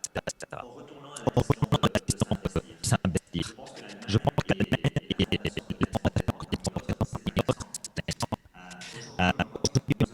nous avons un gouvernement droite qui n'a pas d'activité du groupe des partis européens, c'est Mme Merkel n'a pas le programme de le faire. Il y a un grand problème. C'est-à-dire Mme Merkel n'est pas capable possible. D'autres, en Europe, elle n'est pas la seule responsable d'expulser un parti clairement antidémocratique qui va contre la société civile et de consolider une offre politique en Hongrie de centre-droite vraiment christiane-démocrate et pas la chose et pas l'offre politique bizarre et dictatoriale qu'il y a aujourd'hui en Hongrie. Dans le Parti socialiste européen, dans la social-démocratie européenne, c'est vrai que ce sont deux partis avec plus de succès, donc c'est facile de chercher les contradictions. Il y a des contradictions similaires en Roumanie ou en Slovaquie. Il faut s'investir dans ce pays comme font les fondations des partis politiques allemands. Il faut investir dans la société civile, c'est-à-dire les choses ne passent pas par combustion sporadique. Les choses ne passent pas parce que Orban continuera à gagner les élections s'il n'y a pas un soutien de la société civile, s'il n'y a pas un soutien d'offres politiques alternatives, s'il n'y a pas un soutien de tous ceux qu'en Hongrie veulent un changement de gouvernement et veulent offrir une autre perspective au pays. Et ça, c'est une chose. Et ça, je pense que c'est le point central. C'est le point central de mon intervention. Râler, c'est facile, s'investir, c'est difficile. Les fondations politiques allemandes sont un exemple. La transition politique en Espagne s'est faite aussi en partie avec une grosse intervention des fondations politiques et de partis politiques d'autres pays. Le SPD a consolidé le Parti socialiste comme grosse alternative en Espagne et comme parti de gouvernement. C'était pas eux qui allaient jouer ce rôle, c'était les communistes. Mais il y a eu un fort investissement, c'est-à-dire des bonnes conditions endogènes avec des bons leaders et un fort investissement de l'Allemagne pour soutenir cette offre politique. C'est des choses que nous devons continuer à faire parce que voilà, les destins des peuples, le destin des peuples n'est pas écrit et c'est par l'action collective que nous pourrons le changer. Merci beaucoup, Victor. Alors, Philippe Lamberts m'a fait savoir qu'il voulait faire un petit commentaire sur le Green Deal. Philippe, vous êtes là? Ah, il n'y a pas de son.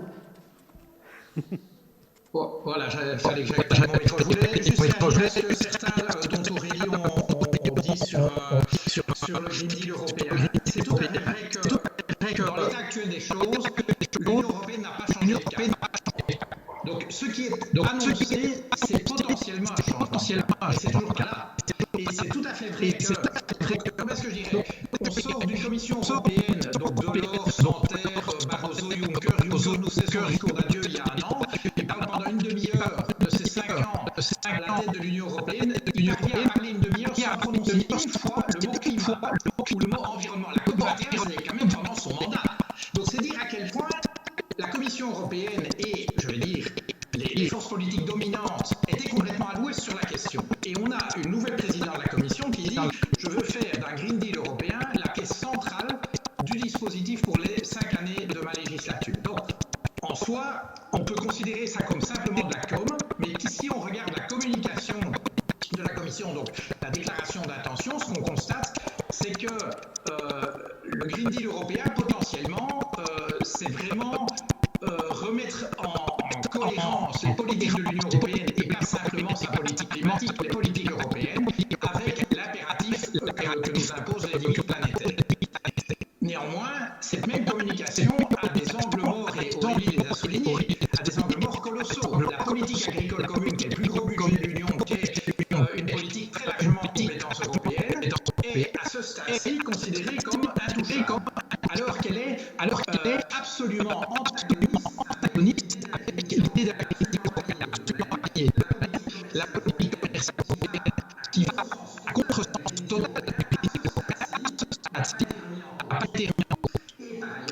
Par ailleurs, le plan de relance européen, dont il est affirmé haut et fort par une majorité au Parlement européen, par le Conseil européen, par la Commission, qu'il doit être aligné avec le Green Deal européen avec toutes ses limites, pour l'instant, si on regarde les textes législatifs, l'alignement entre les deux est très lâche. Je veux dire, on ne peut pas dire que les boulons ont été fortement serrés. Et ça, c'est toute la bataille des 12 à 18 mois qui viennent. C'est pendant cette période à venir que nous allons constater si oui ou non, enfin pas constater, nous allons faire en sorte que le Green Deal européen soit vraiment le début d'un changement de politique.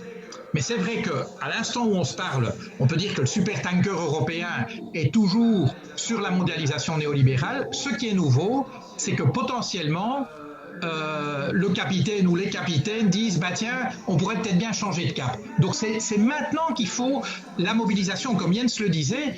S'il n'y a pas une mobilisation forte à la fois à l'intérieur des institutions, et là je voudrais bien que les socialistes arrêtent de voter les accords de libre-échange comme ils l'ont encore fait il n'y a pas si longtemps avec le Vietnam, mais aussi à l'extérieur des institutions. Évidemment, on pense aux marches pour le climat, on pense aux mobilisations comme les Gilets jaunes, comme les syndicats, etc. Eh bien, c'est la conjonction de ces mobilisations qui fera ou non qu'on prendra, je dirais, le cap d'un début de transition écologique et solidaire au niveau européen. Voilà, c'est ce que je voulais dire. Merci beaucoup. Je crois qu'Aurélie Trouvé voulait ajouter quelque chose. Oui, du coup, je vais réagir à ce que dit Philippe sur la question de l'écologie du Green New Deal. Je suis entièrement d'accord, c'est-à-dire que ça dépend par ailleurs beaucoup des États membres et des mouvements sociaux, des mouvements écologistes qui accompagnent ces décisions, quoi.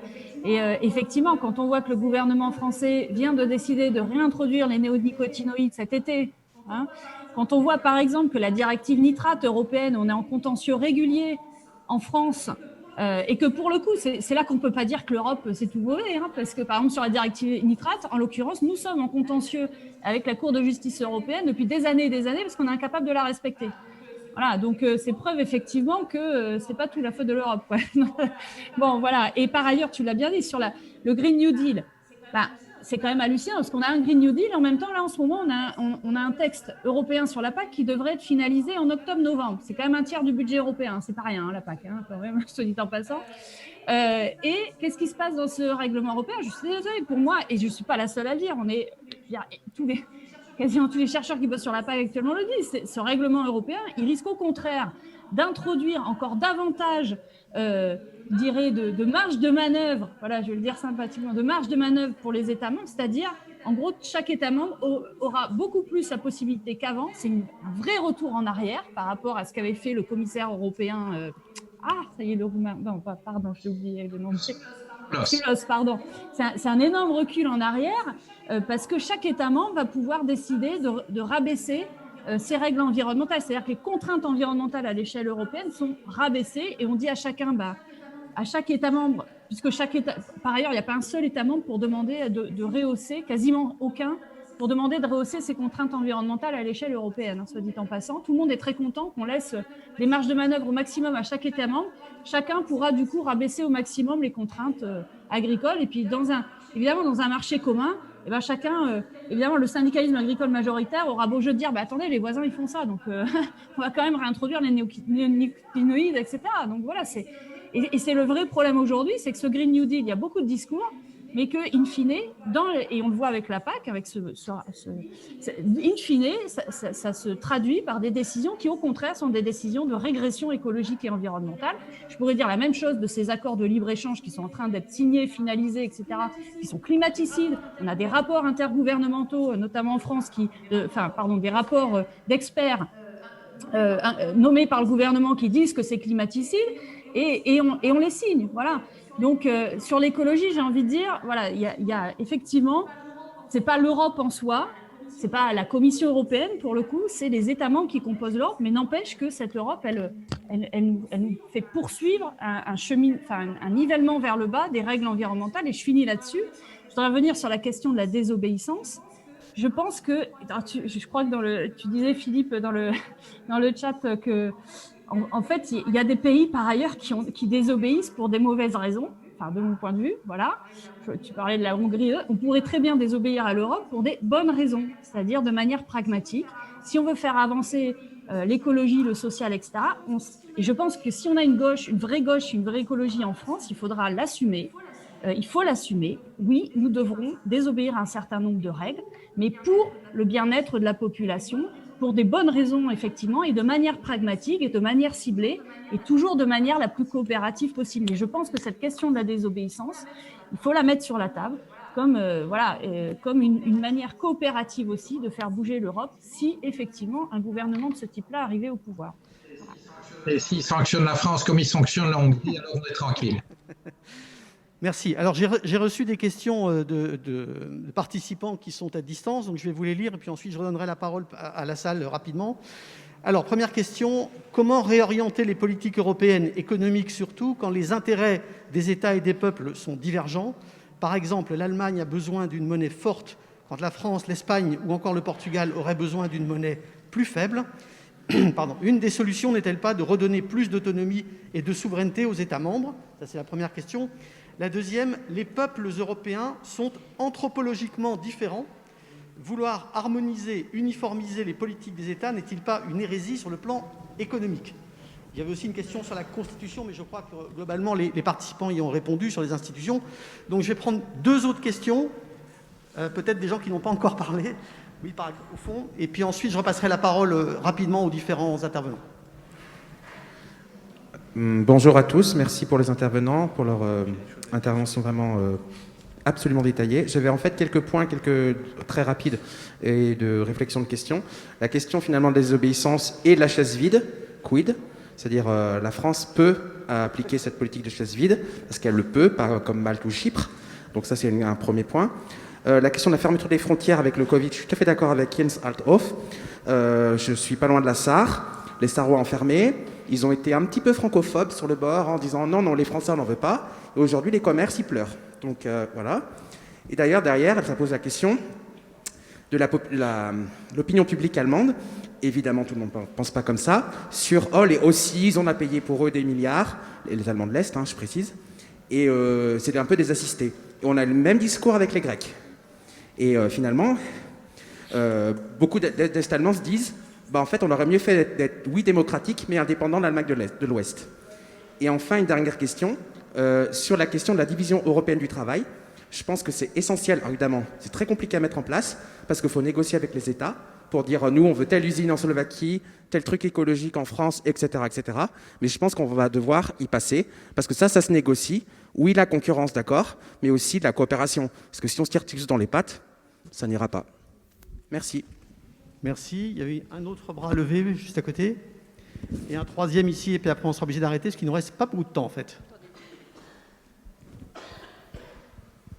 Oui, David Jays a évoqué une Europe bouclier, et on sait qu'au-delà de la crise économique, il y a aussi une crise dans le domaine de la sécurité, avec par exemple la Russie qui a annexé la Crimée, potentiellement la Biélorussie, ou encore la Chine. On a évoqué des impérialismes tout à l'heure. Et puis de l'autre côté, il y a M. Lamberts qui a évoqué des domaines où l'Europe pourrait aller plus loin. Et on sait qu'aujourd'hui, les États européens séparément dépensent 220 milliards d'euros dans les politiques de défense. Et on sait que ça risque d'augmenter si on veut pouvoir suivre le rythme des voisins. Est-ce que du coup, on peut penser que la défense est un bien public où il faudrait aller plus loin dans le domaine européen? Merci. Il y avait un bras ici à gauche, je crois, oui.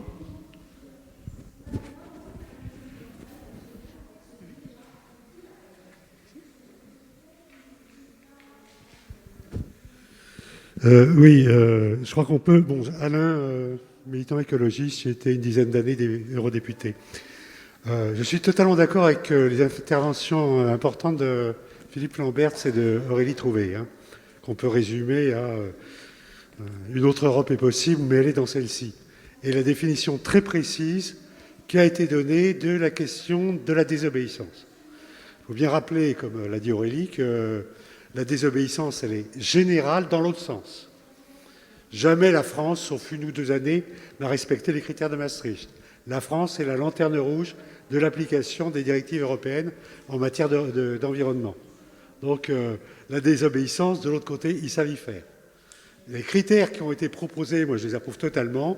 Une désobéissance doit être légitime, c'est pour ça que la société civile doit la préparer. Une désobéissance doit être coopérative, c'est-à-dire ne doit pas s'opposer aux autres peuples.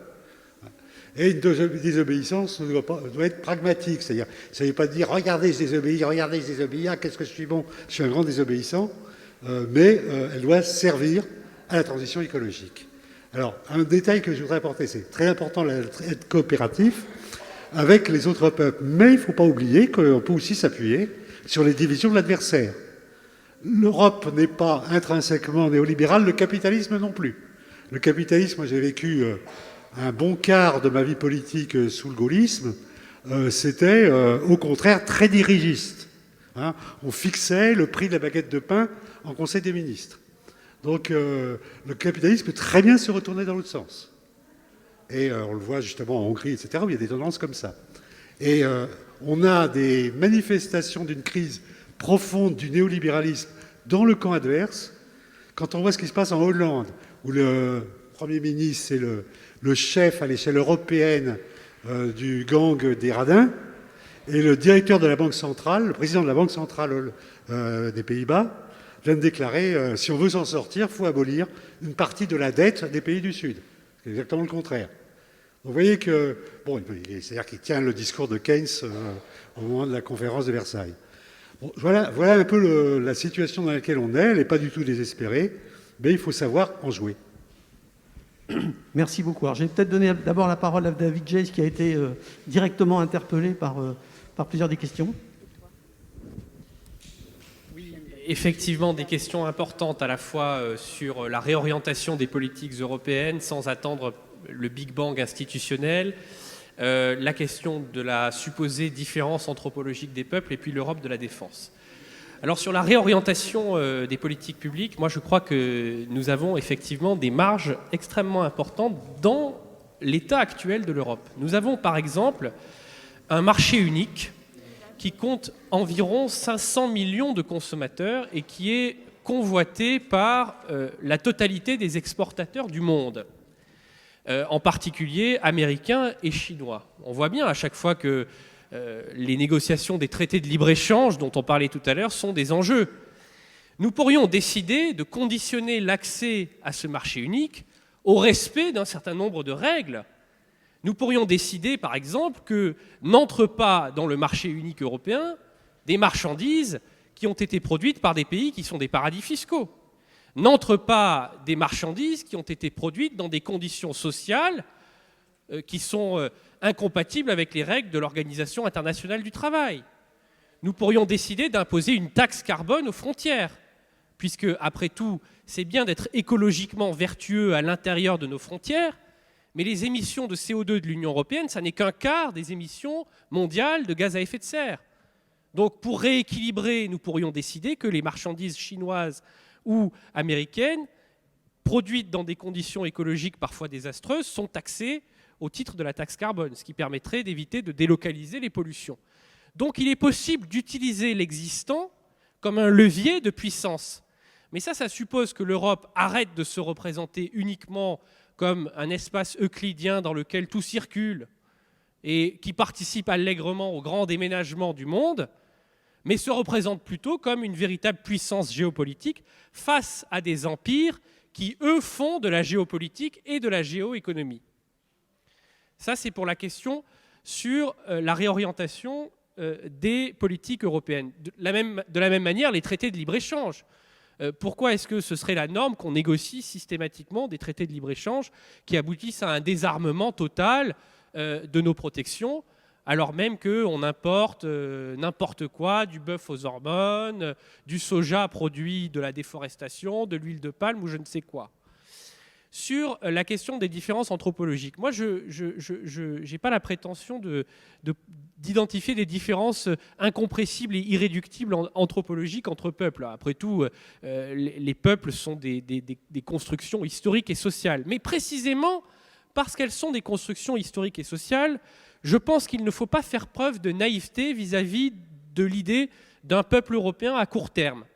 Le peuple français, le peuple espagnol, le peuple britannique, ce sont des constructions sur le temps long. La nation française, celle que je connais le mieux, elle est le résultat de la structuration d'une monarchie centralisée, d'un appareil administratif, d'un marché intérieur, de traditions culturelles peu à peu éradiquées, parfois, il faut le dire, dans la violence, avec l'imposition de la langue française, de ses us, de ses coutumes, de ses usages. Évidemment d'une protection sociale et d'un niveau de solidarité extrêmement important, puisque la dépense sociale en France est 715 milliards d'euros par an, c'est-à-dire un tiers du PIB. Le budget européen aujourd'hui, c'est 1% du PIB. La Commission européenne, c'est 35 000 fonctionnaires. La mairie de Paris, c'est 55 000 fonctionnaires, par comparaison. Donc, pour qu'il y ait structuration d'un peuple européen, il faudra sans doute des siècles. En attendant, apprenons à vivre dans cette polyphonie qu'est l'Europe, mais faisons en sorte d'en faire une polyphonie heureuse, c'est-à-dire un système dans lequel il y a une belle complémentarité entre le local, le national et le supranational. Je disais tout à l'heure une Europe des biens publics. Et ça, la menace géopolitique que fait peser sur nous une Chine hors de contrôle et des États-Unis qui sont en train de s'enfoncer dans la crise démocratique, sociale, écologique, nous en offre l'opportunité.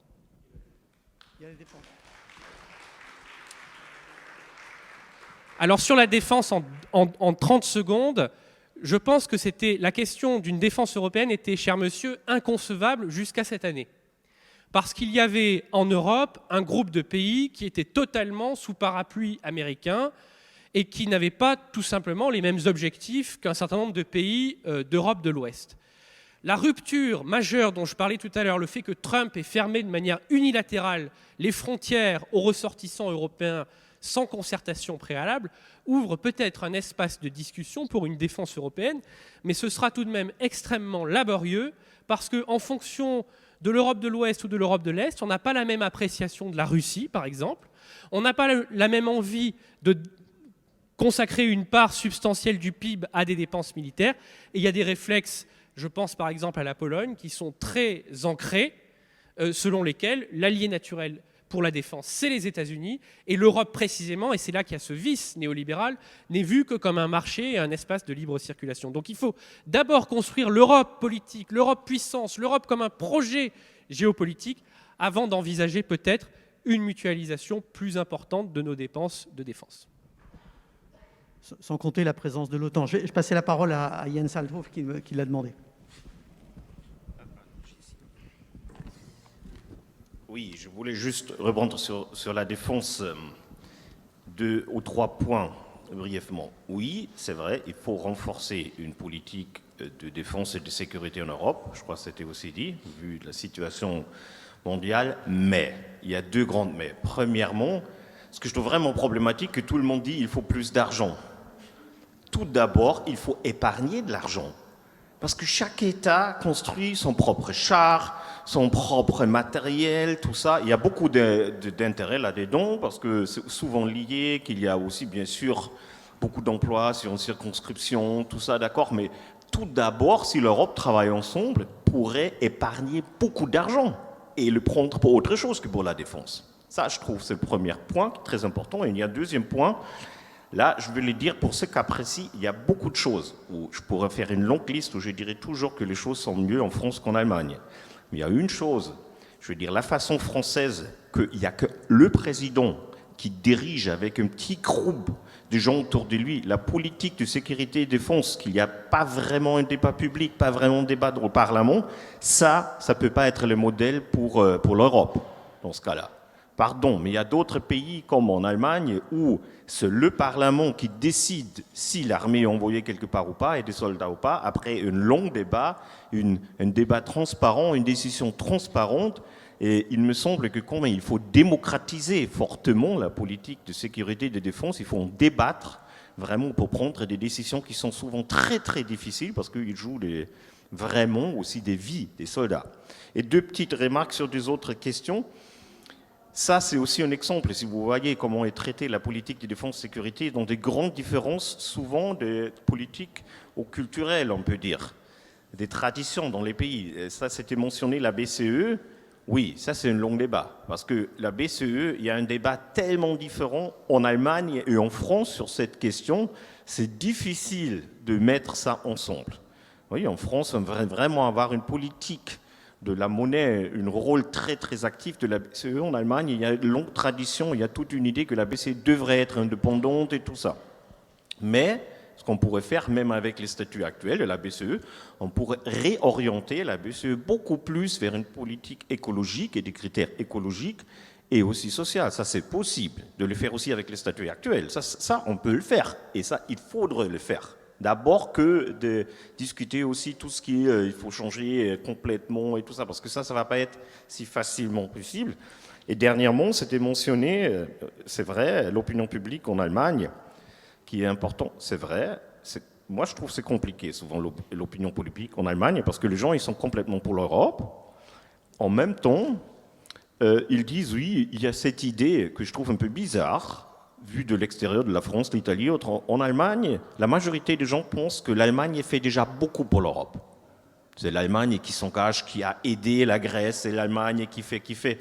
Et l'idée que l'Allemagne est vraiment le pays qui profite de l'euro, de la zone de l'euro, qui profitent de la situation de l'Europe, ça, il faut vraiment s'engager pour le faire clair. Mais là aussi, je veux dire, là, je ne vais pas dire que cette pandémie qui est une catastrophe aurait des choses positives, mais il y a quand même quelque chose.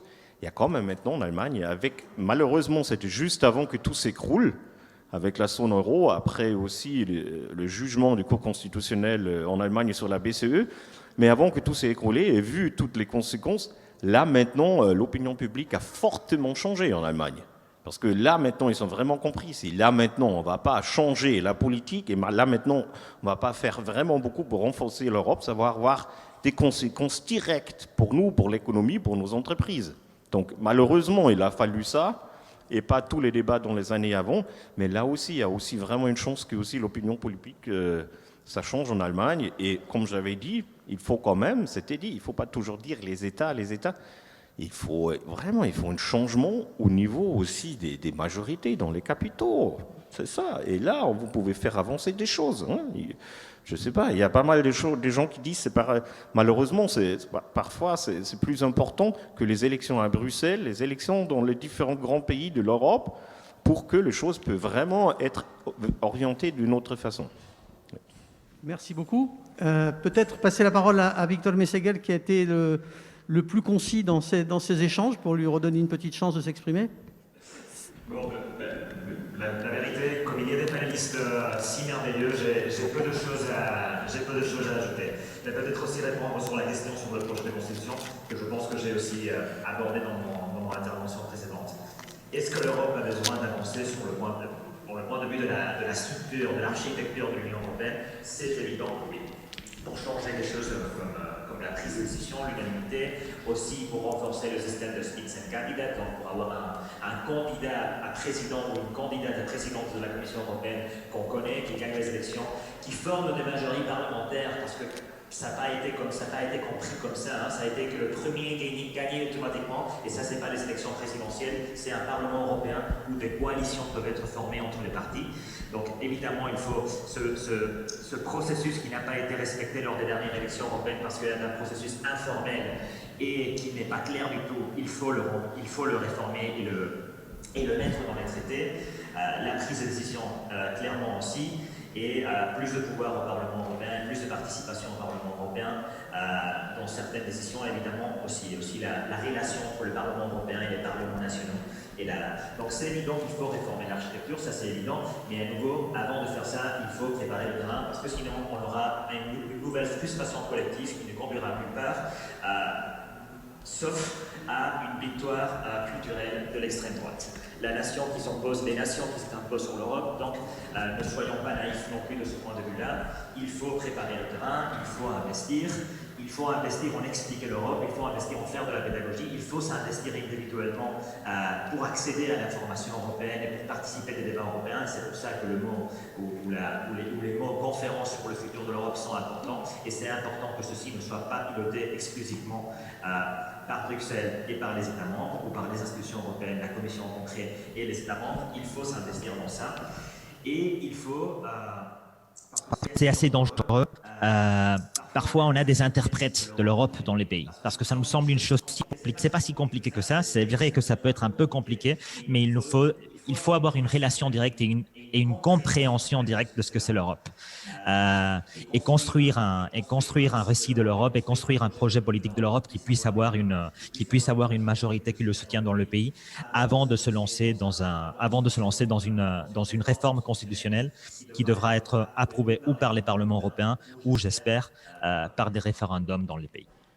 Merci beaucoup. Il nous reste très peu de temps, donc je vais demander à Aurélie Trouvé d'abord, puis à Philippe Lamberts de faire un commentaire assez court, parce qu'effectivement, nous sommes déjà arrivés au bout du temps qui nous est imparti. Aurélie ? Oui. Ce que je trouve terrible, c'est que j'ai l'impression d'être la seule femme qui ait parlé dans tout ce débat, y compris dans la salle. Bon, je le dis comme ça, c'est un vrai problème. Moi, ça fait 10 jours que je fais des universités d'été, etc. Et voilà, je le dis, ça ne peut pas continuer comme ça, quoi. Y compris, je pense qu'il y a plein de femmes brillantes qui peuvent intervenir sur ce sujet. Voilà, la parenthèse est fermée, mais j'avais envie de le dire quand même. Voilà. Non, je voudrais réagir très rapidement sur la question d'abord parce qu'à un moment donné, je crois que c'est Yann Hatov qui dit on a la chance d'être en Europe, puis sur la question de l'Allemagne. Bon. Dites ça au peuple grec quand même qui a À un moment donné, il y a eu un référendum avec une réponse du peuple qui était « on refuse les plans d'austérité budgétaire », dites aux Grecs. Vous avez eu de la chance après les plans d'austérité qui se sont pris, après les services publics qui ont été démantelés, après tous les drames sociaux qui ont suivi et qui continuent et qui se poursuivent et qui ont suivi ces décisions de la Troïka.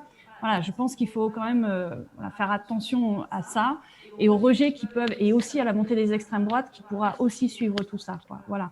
Et je pense qu'il faut vraiment prendre en compte cet extrême mal-être d'une partie des populations, et notamment au sud vis-à-vis de l'Europe, et à l'est également. Deuxièmement, sur la zone monétaire, la zone euro, et les positions France-Allemagne et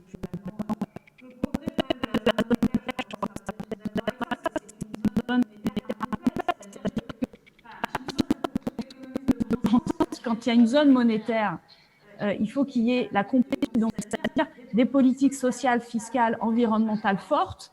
Et par ailleurs, on est quand même une des seules zones avec ce type de politique monétaire aussi. Regardez, y compris la capacité des banques centrales américaines, britanniques, japonaises, etc., à réagir à un moment donné à la conjoncture économique. Et par ailleurs, je finis là-dessus, je crois qu'on sera tous d'accord aussi pour dire que cette zone euro, il y a un truc qui ne va pas dans le sens où elle ne prend pas en compte ces questions environnementales et sociales. Par exemple, les rachats d'actifs monstrueux actuellement, y compris auprès d'industries polluantes via la Banque Centrale Européenne, est un vrai problème. De la même façon qu'est un vrai problème le fait qu'il n'y ait même pas, elle commence un tout petit peu, d'annulation de la dette publique détenue par la Banque Centrale Européenne, ou en tout cas de certains pays, qui pourrait être une annulation conditionnée à l'écologie et au social. Mais aujourd'hui, ça fait son chemin, fort heureusement, pas seulement, y compris chez des économistes qui ne sont pas gauche-gauche. Voilà, il faut espérer quand même qu'il y ait une vraie refondation, y compris de la zone euro. Je finirai juste en disant, je suis tout à fait d'accord sur ce que vous dites sur les mouvements sociaux. On a des universités, des mouvements sociaux européens qui arrivent tous les 2-3 ans. Je crois que c'est une vraie avancée. C'est aussi comme ça qu'on construit un peuple européen, en tout cas une forme de peuple européen. C'est aussi en faisant avancer cette Europe des mouvements sociaux. Voilà. Merci. Philippe Lamberts pour la fin, parce que là, on est vraiment au-delà des limites. Écoutez, pas grand-chose à ajouter parce que ce débat est pas très contradictoire. Je suis d'accord à 200% avec quasi tout ce qui a été dit. En fait, c'est un peu étonnant. Je salue au passage Alain Lipiès, mon prédécesseur au Parlement. Je veux juste dire quelque chose sur l'idée. Ah oui, est-ce qu'on peut tout harmoniser est-ce que ça a du sens d'harmoniser tout au niveau européen? Personne ne défend ça. Un vrai fédéraliste européen propose que nous menions ensemble les politiques qu'il fait sens de mener ensemble. Est-ce qu'il faut un système de sécurité sociale européen? Absolument pas. Je rappelle que la devise de l'Union européenne, c'est l'unité dans la diversité. C'est pas l'unité malgré la diversité. D'accord? Et donc, moi, je crois que la diversité est une force. Et les systèmes de protection sociale, par exemple, sont le produit d'un constitué. Est-ce qu'il faut tout mettre à la poubelle et essayer d'en construire artificiellement un? Non. Par contre, je rêve sur le sécurité sociale. Moi, je rêve d'une allocation universelle européenne qui vienne en socle de la système de sécurité sociale, pas en remplacement, j'insiste, des systèmes de sécurité sociale construits au niveau des États-nations, voire des régions. Et donc, non, il ne faut certainement pas tout harmoniser, mais d'un autre côté, dire, en fait, il y a des différences essentielles entre les peuples européens qui fait que il ne faut plus l'Union européenne, c'est se condamner, et là, je souligne tout à fait sur la géopolitique et la géoéconomie. Si nous voulons avoir la souveraineté au XXIe siècle, il faut à minima que ce demi-milliard d'Européens agissent ensemble. C'est comme ça qu'on pèsera sur notre avenir et un petit peu sur celui de la planète, j'espère dans le bon sens. Voilà, et donc ça ne veut pas dire pour autant qu'il nous faut un État européen à la française avec qui sait mieux que le peuple ce qui est bon pour le peuple. Merci beaucoup. Voilà une conclusion percutante. Je vous remercie tous pour votre participation active et je remercie évidemment les 5 panélistes. Merci beaucoup.